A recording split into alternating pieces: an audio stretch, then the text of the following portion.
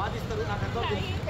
కానీ ఓన్లీ అభిమానంతో అంత పెద్ద లాయర్ ఇవాళ నా దగ్గరికి పరిగెత్తుకొచ్చి అన్న ఫోన్ చేయగానే అరే అన్న నేను ఉన్నాను అంత ఉత్సాహంతో రావడం నాకు ఎంత ఆనందం అయిందంటే, అంటే నేను అదేదో తెలుసుకుంటా, చట్టాన్ని మనం గౌరవించే వ్యక్తులం కాబట్టి ఆయన ఇవాళ అభిమానం మీద, పల్లవి ప్రశాంత్ మీద ఉన్న అభిమానం మీద ఎన్ని కోట్ల మంది ఓట్లు వేసిన వ్యక్తి ఇవాళ ఆయన టైటిల్ను రాక మన తెలంగాణకు వచ్చినటువంటి ఒక గొప్ప విశేషం ఇది, ఒక గొప్ప కిరీటం ఇది.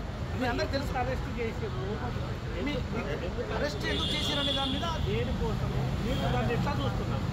అరెస్ట్ చేసినప్పుడు చట్టాన్ని గౌరవిస్తున్నాం. చట్టాన్ని గౌరవిస్తూ అనుకోకుండా జరిగిన పరిణామాల మధ్య చోటు చేసుకున్న విషయం మీద చట్టం ఒక నిర్ణయం తీసుకున్నది.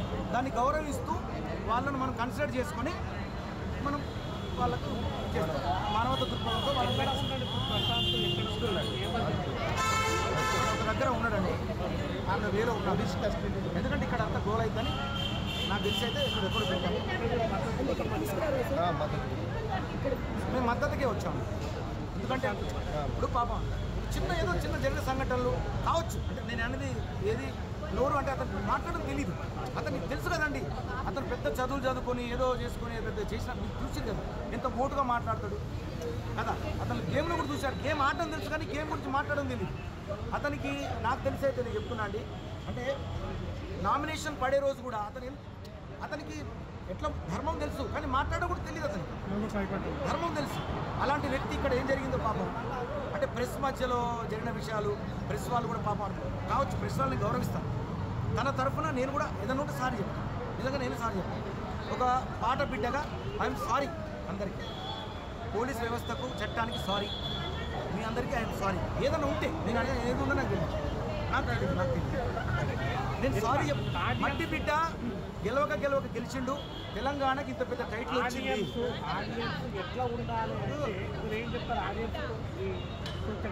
ఎట్లా అంటే నాకు అర్థం ఆడియన్స్ ఎలా ఉండాలంటే మీకు తెలుసు కదండి. ఇప్పుడు ఆడియన్స్ 1000 మంది ఉన్నప్పుడు 1000 మంది ఆడియన్స్లో ఒక 4-5 అప్పుడు వాళ్ళు ఏదో మూమెంట్లో ఉండి అల్లరి ముక్కలుగా ఉంటారు. అంత మాత్రాన ఆడియన్స్ అంతా తప్పు మనుషులు కాదు. వాళ్ళందరూ ఓట్లు వేసిన వాళ్ళు ప్రశాంత్ మీద ప్రేమ ఉండి, లేకపోతే ఎందుకు వస్తారండి అభిమానులు, లేకపోతే ఎందుకు వస్తారు కదండి. మైనర్లు లోపల ఉన్నారు, ఇంట్రాగేషన్ వాళ్ళు దాని గురించి ఆల్రెడీ మైనర్లు వాళ్ళు వాళ్ళ పేరెంట్స్తో మాట్లాడడం, అది కూడా ఒకవేళ కనెక్టివిటీ దీంతో కనుక ఉంటే వాళ్ళు కూడా బయటకు వస్తారు డౌట్. ఎందుకంటే వాళ్ళకి ఏం పాపం తెలియని వ్యక్తులు ఎవరైనా అంతే. కానీ చట్టపరంగా అక్కడ వాళ్ళ ధర్మాన్ని వాళ్ళు నిర్వర్తించారు, చట్టం దాన్ని గౌరవిస్తూ కన్సిడర్ చేయాలని చెప్పి మేము కోరుతానికి ఇక్కడికి వచ్చినాం. కలిసాం అంటే వాళ్ళు కూడా ఆలోచిస్తామండి అనేలాగానే ఉన్నారు. అన్నగారు వినోద్ గారు, నాయక్ వినోద్ గారు చాలా బాగా స్పందించారు. థ్యాంక్స్ అన్న, మీకు ప్రత్యేక ధన్యవాదాలు. నిజంగా ఈ తెలంగాణ కళ అంటే ప్రశాంత్ సంబంధించినటువంటి అభిమానులందరూ కూడా మీకు రుణపడి ఉన్నారు. ఖచ్చితంగా చిన్న తప్పులుంటే ఆడియన్స్ అందరూ ఎవరు అపార్థం చేసుకోవద్దు దయచేసి. చిన్న ఏదో జరిగి ఉంటే ఏముంటాయో తెలియదు అసలు నాకేం అర్థం కావట్లేదు. మిగతా బిగ్ బాస్ కంటెస్ట్ వాళ్ళతో ఏమన్నా మాట్లాడారా? అందరూ నాకు కాల్ చేస్తున్నారు, వాళ్ళు కూడా నాకు టచ్లో ఉన్నారు. అయ్యో పాపం అంటున్నారు. అతనికి గెలుచుకున్నాడు, ఆనందంలోనే ఇంత విషాదం జరగడం బాధాకరం అన్నది. బిగ్ బాస్ టీం నుంచి ఎవరైనా సపోర్ట్ ఉందా మీకు? అది ఇంకా తెలియదండి. సపోర్ట్ అంటే వాళ్ళు కూడా ఆలోచిస్తారండి. వాళ్ళు కూడా వాళ్ళు మమ్మల్ని లోపల అన్ని రకాలుగా బాగా చూసుకున్నారు. వాళ్ళ తప్పే ఉంటుంది. వాళ్ళందరూ బ్రేక్ ఇచ్చేటోళ్ళే. బిగ్ బాస్ అనేది ఒక బ్రేక్ ఇస్తుంది కదండి. ఇప్పుడు నాలాంటి కళాకారులకు బ్రేక్ ఇచ్చే సంస్థ. బిగ్ బాస్ 7లోకి ఒక కామన్ మ్యాన్గా ఎంటర్ అయ్యి, ఒక రైతు బిడ్డగా ఎంటర్ అయ్యి అందరు ఎక్స్పెక్టేషన్ తిరగరాస్తూ బిగ్ బాస్ 7 టైటిల్ విన్నర్ అయినటువంటి పల్లవి ప్రశాంత్ మీద పలు సెక్షన్ల కింద కేసు బుక్ చేసి ఇవాళ ఆయన స్వగ్రామం నుంచి పోలీసు వారు అరెస్ట్ చేసి జూబ్లీస్ PS తీసుకొస్తున్నట్టు మనకు తెలిసింది. అయితే దీని మీద స్పందించడానికి ఇవాళ మన స్టూడియోకి అదే బిగ్ బాస్లో కంటెస్టెంట్గా పాటబిడ్డగా వెళ్ళినటువంటి బోలే షావులి గారు, మరి అదే రకంగా హైకోర్టు అడ్వకేట్ అయినటువంటి డాక్టర్ వినోద్ గారు మనతో స్టూడియోలో ఉన్నారు. నమస్కారం అండి. సో బోలే గారు, ఇప్పుడు బిగ్ బాస్ 7 టైటిల్ విన్నర్ అయినటువంటి రైతు బిడ్డ పల్లవి ప్రశాంత్ని పోలీసు వారు అరెస్ట్ చేసి హైదరాబాద్ పోలీస్ స్టేషన్ తీసుకొస్తున్నట్టు తెలిసింది. సో దీన్ని మీరు ఏ రకంగా చూస్తున్నారు అసలు? అంటే ఏ రకంగా అంటే ముందైతే పోలీసు వాళ్ళు తీసుకొచ్చినందుకు చట్టాన్ని నేను గౌరవిస్తున్నా ఫస్ట్. ఎందుకంటే అక్కడ జరిగినటువంటి అభిమానుల కోలాహలం అదంతా జరిగినటువంటి నేపథ్యంలో అక్కడ కొంతమంది అల్లరిముక్కలు ఏం చేసిందంటే వాళ్ళు అద్దాల పల్లగొట్టిగా చాలా విషాదకరమైన సంఘటన అది. దానికి క్షమించడానికి వీల్లేదు. వాళ్ళ పరంగా పర్సనల్గా ఎవరైతే చేసినారో వాళ్ళ పరంగా వాళ్ళను రకరకాల వాళ్ళ మీద చర్య తీసుకోవడం అనేది పోలీసులది కరెక్ట్. కాకపోతే ఇప్పుడు ఇక్కడ రైతు బిడ్డ పల్లవి ప్రశాంత్ తెలంగాణలో ఒక కామన్ మ్యాన్గా బిగ్ బాస్కి వెళ్ళి వాళ్ళ టైటిల్ గెలవడం అనేది మామూలు విషయం కాదు. ఎంతోమంది పెద్ద పెద్ద కళాకారులే అక్కడ ఎంతో కష్టపడినా కూడా రానటువంటి ఒక టైటిల్ని తెలంగాణ కామన్ మ్యాన్గా గెలిచి కొన్ని కోట్ల ఓట్లతో అతను ఇవాళ టైటిల్ గెలుచుకున్నాడు, మనందరికీ తెలిసిందే. సో అలాంటి టైటిల్కి ఇవాళ ఇన్ని కేసులు అయినాయి అంటే కొంచెం బాధాకరం. అది అంటే బాధాకరం అంటే నేను చట్టాన్ని వ్యతిరేకిస్తూ కాదు మాట్లాడేది, వాళ్ళని గౌరవిస్తూ. ఎందుకంటే వాళ్ళ పరంగా చూసుకుంటే వాళ్ళ ధర్మం ఉన్నదండి, నేను దాన్ని కాదన్నాను. కానీ ఇతని పరంగా చూసుకుంటే మాత్రం అసలు ఏమో నాకు అర్థం కాలేదు ఫస్ట్. అంటే ఇక్కడ చూస్తే కనుక ఇప్పుడు ఒక వీడియోలో చూశాను, మీ కారు మీద కూడా జనాలు అంటే అభిమానులు ఎగబడడం, సో బాధడం, అద్దాలను బాధడం చూసాం. సో మీ కారు కాకుండా చూస్తే మరి రన్నరప్ అయినటువంటి అమర్దీప్ కార్ అద్దం పగలగొట్టడం కానీ, లేకపోతే Ashwini car front glass back glass, అదే రకంగా గీతురాయలు కార్ అద్దం, మరి ఒక 6 బస్సులో కూడా అద్దాలు పగిలినట్టు మనకి తెలుస్తూ ఉంది. సో దీన్ని బేస్ చేసుకుని పోలీసులు కేసు బుక్ చేసామని చెప్పి అంటున్నారు. సో మీరు ఇప్పుడు ఇంతకుముందు పోలీస్ స్టేషన్కి వెళ్ళి వచ్చారు, సో పోలీసు వాళ్ళతో మీరు మాట్లాడినట్టున్నారు, వాళ్ళు ఏమంటున్నారు? వాళ్ళు అనడం కాదండి, అంటే అక్కడ ఏదైతే కేసు ఇప్పుడు హైకోర్టు లాయర్ గారు ఇక్కడ ఉన్నారు, మీ అందరూ తెలిసి సీనియర్ లాయర్ ఆయన డాక్టర్ వినోద్ అన్న గారు. ఆయన ఇప్పుడు ఇక్కడికి ఒక లాయర్గా ఏదో పారితోషికం తీసుకుని అట్లా కాకుండా ఒక అభిమానంతో, అరే మన తెలంగాణ బిడ్డ రాక మట్టి బిడ్డకు అవార్డు వచ్చింది, ఒకేసారి మళ్ళీ కేసుల పాలైందని ఆయన ఎట్లయిండు, చాలా వెళ్దామని చెప్పి ఆయనే, నేను ఒక మాట చెప్పగానే అన్నకు వెంటనే స్పందించి పోలీస్ స్టేషన్ రావడం జరిగింది. ఆయన మాట్లాడారు, నేను కూడా మాట్లాడాను. నేను ఒకటే మాట చెప్పిన వాళ్ళకి, అన్న తప్పులు, అతను ఆట ఆడడం మాత్రం తెలుసు, అతనికి మాట్లాడడం తెలియదు.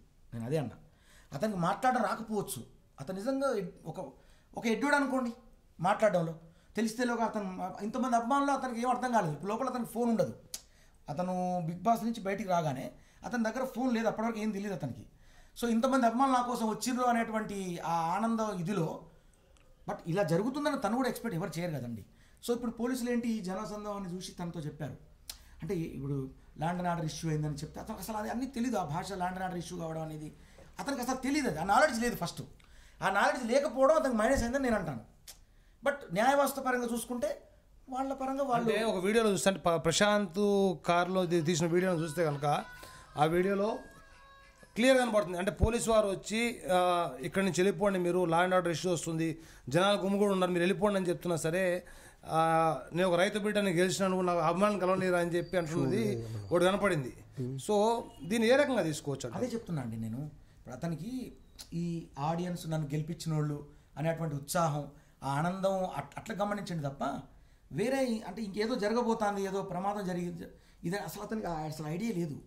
అలాంటప్పుడు అతను ఒక అమాయకుడు, అతనికి ఏం తెలియదు, మాట్లాడదు. ఇప్పుడు ప్రెస్ వాళ్ళు కూడా పాపం, నేను దాన్ని ఒప్పుకుంటా, ఏకీభవిస్తాను, ప్రెస్ వాళ్ళని నేను గౌరవిస్తాను. ప్రెస్ వాళ్ళ విషయంలో కూడా అతనికి తెలీదు. ఇప్పుడు ఊరికి రమ్మన్నాడు, అక్కడ కూడా రమ్మన్న తర్వాత మరి అతని పక్కన ఎవరున్నారో ఏం సలహా ఇచ్చారో తెలీదు. అతను ఒక మాట అన్నాడు, నేను విన్నాను, అది నేను అబద్ధం చెప్పొద్దు మళ్ళీ, నేను రాంగ్ అయితే ఇక్కడ నా మీద పొట్రే మొద్దు, మనకు అట్లా ఇష్టం లేదు నాకు. నేను ఒక వ్యక్తిని వ్యక్తిగతంగా కాపాడదామని మానవత దృక్పథంతో వచ్చిన, అంతే తప్ప నేను ఇప్పుడు తను ఏదైనా మిస్టేక్ చేసినా కానీ ఇది మిస్టేక్ కాదండి అని అనను. కావచ్చు అతను తెలియక ఎడ్డోడు కావచ్చు, చేసాడు తప్పు, కానీ అతను సాధించిన విధానానికి నేను కట్టుబడి ఉన్నానండి. దానికి నేను ఆ అభిమానంతో ఇవాళ వచ్చాను. నేను నాతో పాటు ట్రావెల్ చేసిండు ఆయన 15 వారాలు ఉన్నాడు, నేను 5 వారాల్లోనే ఇంత పేరు తెచ్చుకున్నా. అతను 15 వారాలు ఉండి అది సాధించినటువంటి ఒక వ్యక్తి ఇవాళ ఆ టైటిల్ తీసుకుపోయి జైలు పాలు చేస్తాడా, కటకటాల్లో ఉండాలా అనేటువంటి భావన నాకు అన్నగారితో చెప్పా. అన్న ఏందన్నా మరి ఒక లాయర్గా మీరు ఏంటంటే ఆయన అన్నారు ఒకటి మాట, ఎస్ చట్టానికి మనం కట్టుబడి ఉండాల్సిందే, కాకపోతే దాని గురించి పూర్వపరాలు తెలుసుకొని దాని మీద నేను వాదిస్తాను, ఆ వాదనలో భాగంగా అతన్ని సేవ్ చేసే ప్లాన్ చేస్తాను. అది కూడా ఇన్ని కోట్ల మంది అతనికి ఆసరాగా నిలిచారు కాబట్టి వాళ్ళని గౌరవిస్తే నేను వస్తానన్నా అని చెప్పి నాతో ఆయన మాట్లాడి నా మీద గౌరవంతో అన్న వచ్చినందుకు అన్న చాలా థ్యాంక్స్ అన్న మీకు. సో వినోద్ గారు, ఇప్పుడు మీరు బోలేవారితో మీరు కూడా ఇంత జూబ్లీ పోలీస్ స్టేషన్కి వెళ్ళడం జరిగింది. సో అక్కడ మీరు పోలీసు వారితో మాట్లాడినప్పుడు ఏ సెక్షన్లో కేసు బుక్ చేశారు, బెయిలబుల్ అఫెన్స్ల మీద బుక్ చేసి అంటే సెక్షన్లో పెట్టారా, నాన్ బెయిలబుల్ సెక్షన్లో పెట్టారా? యాక్చువల్గా అక్కడ వెళ్ళినప్పుడు పోలీసు వాళ్ళు ఎవరు లేరు, సార్ వాళ్ళు బయటికి వెళ్ళి ఈ విషయం మీద డిస్కస్ చేస్తున్నారు అని చెప్పారు, కేసు అయిందని చెప్పారు. ఏ సెక్షన్లు అనేది వచ్చిన తర్వాత వివరణ సో ఇప్పుడు ప్రశాంత్ ఎక్కడ ఉన్నట్టు అంటే వాళ్ళ ఊర్లో అయితే అరెస్ట్ చేసి తీసుకురావడం అయితే పోలీస్ కస్టడీలో ఉన్నాడు. అంటే పోలీస్ కస్టడీ అంటే ఇప్పుడు జూబ్లీ పిఎస్ ఉన్నాడు, ఇంకెక్కడ ఉన్నాడు? వీళ్ళు పోలీసు వాళ్ళు ఏంటంటే ఈయన సెలబ్రిటీ, ఒక చిన్న కుటుంబం నుంచి, రైతు కుటుంబం నుండి వచ్చిన వ్యక్తి, అసలు వ్యవసాయం చేసుకునే వ్యక్తిని ఇంత పెద్ద స్టార్ కావడం వల్ల ఆయన ఏం చేసిండు అనుకోకుండా వచ్చేసరికి జనము రాత్రి వేళలా ఎవరు ఇష్యూ చేసిరో ఏం సంగతో తెలియదు ఆయనకి. జనరల్గా ఆయన రావడంతో అనుకోకుండా సంఘటన జరుగుతూ ఈయన మీద ఎఫ్ఐఆర్ చేయడం జరిగింది. ఎఫ్ఐఆర్ చేయడం అప్పుడు సమగ్ర విచారణ జరపాలి పోలీసు వాళ్ళు. అసలు ఎప్పుడు ఏం టైంలో ఎవిడెన్స్లు సేకరించాలి. అనుకోకుండా ఇలాంటి సంఘటనలు చాలా జరుగుతుంటాయి. జరిగినప్పుడు కాంటెస్ట్ మీద పెట్టడం అనేది చాలా బాధాకరం. అంటే ఇక్కడ బిలో 7 years అఫెన్స్ సెక్షన్లు ఏమైనా ఉంటే కనుక 41 CRPC ఇచ్చి జనరల్గా పోలీసు వాళ్ళు వెళ్ళిపోతారు. సో అరెస్ట్ చేసి వచ్చారంటే నాన్ బెయిలబుల్ అఫెన్స్ ఏమైనా అంటే సెక్షన్లు ఏమైనా బుక్ చేశారంటారా? అంటే యాక్చువల్గా పోలీసు వాళ్ళు వెళ్ళిండ్రు, తీసుకొని వచ్చేస్తున్నారు.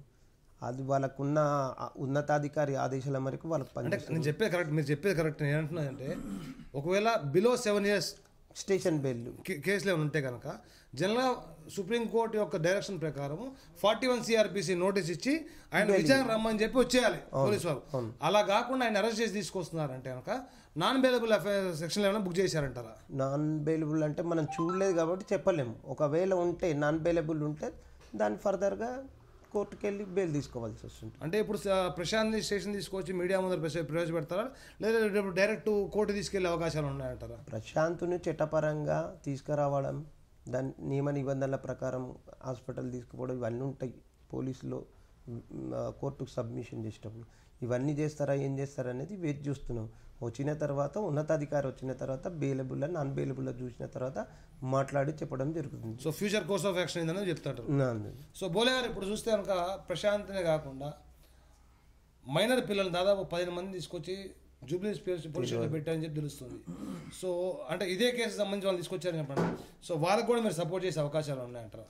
సపోర్ట్ డెఫినెట్గా. అంటే సపోర్ట్ అంటే ఒకటండి, అక్కడ ఏం జరిగింది అనేది పూర్వం అంటే సపోర్ట్ అనే సెన్స్ మీరు లీగల్ పరంగా వాళ్ళకి ఏమన్నా? ఖచ్చితంగా లీగల్ పరంగా మనం, ఎందుకంటే ఎవరు ఇప్పుడు ఏదైనా కానీ ఈయన మీద అభిమానంగా వచ్చినలే కదండి ఎవరైనా. అవును, ఆ అభిమానంగా వచ్చింది కాబట్టి అక్కడ కావాలని ఎవరు కావాలని చేయరండి. అనుకోకుండా జరిగిన పరిణామాలు అవి ఆ జరిగినటువంటి క్రమంలో ఇట్లా జరిగింది అంతే. అందరికి తెలిసిన విషయం, కొత్తగా మీకు ప్రతి ఒక్కరికి తెలుసండి ఇండైరెక్ట్గా. ఇప్పుడు ఆయన మీద అభిమానం అంతా వచ్చి ఎక్కువ జనం రావడం వల్ల అలా కొంతమంది అల్లరి మూకలు 40 ఎక్కడైనా చెడు ఉంటారు, మంచి ఉంటే చెడు ఉంటుంది.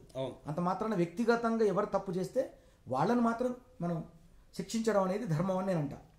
దాంట్లో భాగంగా ఇంత పెద్ద వ్యక్తిని, అంటే ఇంత పేరు తెచ్చుకున్నటువంటి వ్యక్తిని మనం ఖచ్చితంగా మనం సేవ్ చేయాల్సినటువంటి అవసరం ఉంటుంది. అది ఒక రైతు బిడ్డ, అతను ఒక మట్టి బిడ్డగా అసలు అట్టడుగు స్థాయి నుంచి వచ్చి ఇంత పేరు ఇవ్వాలి. అంటే ఇంత కోలాహలం, ఇన్ని ప్రెస్ మీట్లు, ఇంత సందడి ఇట్లా సృష్టించండి. అతను క్రియేట్ చేసినటువంటి వ్యక్తి కదా. అలాంటప్పుడు జనాలన్నీ మూకుముడిగా వస్తుంటారు, అభిమానులంతా కోలాహలం. అందులో చిన్న చిన్న పొరపాట్లు జరుగుతాయి. వ్యక్తిగతంగా ఎక్కడ జరుగుతుందో అక్కడ తీసుకోవాలనుకున్నాను నేను అంతే. సో ఇదే విషయం చూస్తున్నాను మా ఛానల్.